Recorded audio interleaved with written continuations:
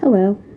So for something different today, and since you're feeling under the weather, I thought that I would read you a story. And it happens to be my favorite all-time children's story.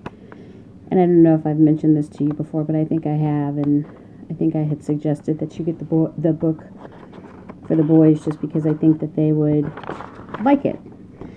Anyway, it's called I Love You, the Purplest. Okay? So sit back, close your eyes, listen to the story. Hopefully it gives you some rest, and maybe you may drift off to some sleep, which it sounds like you really need. And I hope you feel better. Okay? Early in the morning, the brothers and their mama finished supper in the sturdy red cabin and set out to fish.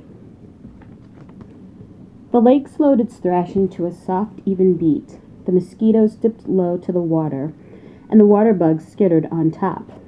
The moon glowed on one side of the lake, while the sun shimmered on the other.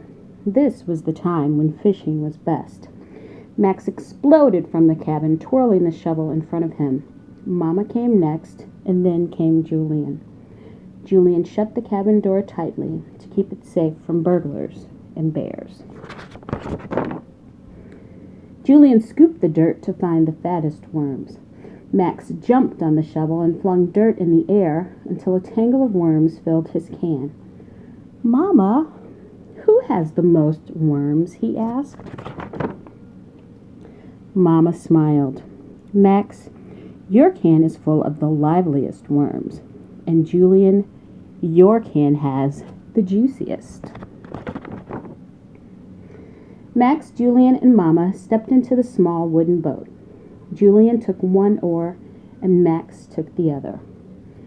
Julian planted his blue boots wide and took deep, even strokes. Max braced his red boots against the ribs of the boat and stroked quickly through the water. The brothers' faces were hot, and they gulped at the air. Julian said, "Mama, who's the best rower?" Mama's eyes grew soft. "Why, Julian, you took the deepest strokes, and Max, your strokes were fastest." The three fished until stars sprinkled the sky and the water turned dark as night. In the end, Mama caught one fish, Julian caught one fish, and Max caught 3. "I'm the best fisherman! I'm the best fisherman!" cried Max, hoisting his fish in the air. Julian pushed his hat brim low on his face. "3 fish! What a bountiful fisherman you are," said Mama.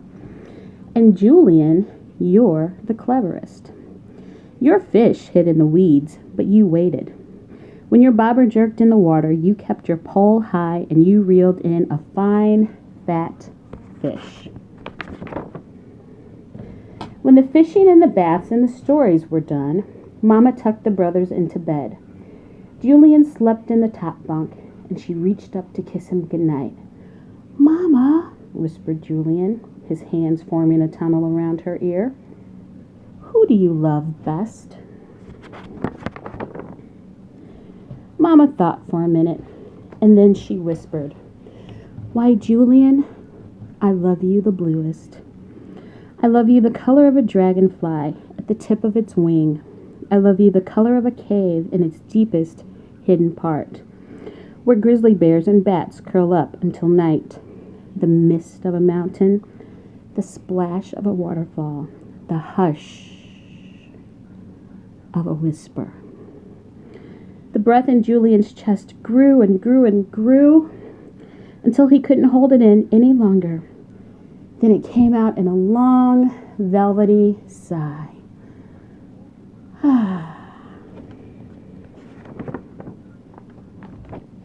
Mama crouched low to the bunk where Max slept. Max wriggled his finger for Mama to come closer. He whispered, "Mama, who do you love best?" "Why, Max, I love you the reddest.